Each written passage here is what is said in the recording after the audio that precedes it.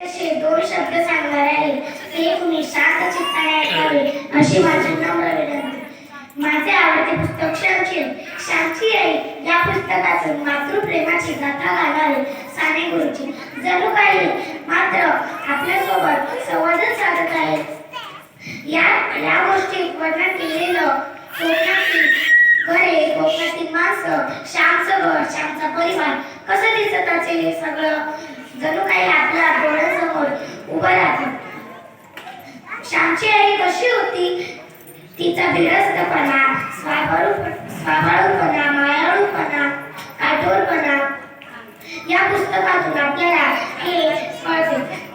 आंघोळ केल्यानंतर पायांना घाण लागू नये म्हणून श्यामने आईला लुगड्याचा पदर पसरवण्यास सांगितले होते।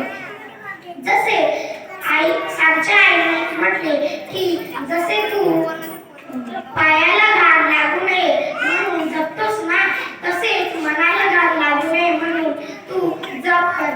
आई माझा गुरु, आई माझा कल्पतरू, आईचे प्रेम आकाश उमेद मोठे आहे, आई सागर उमेद खोल आहे, असा त्यांनी घोष केला।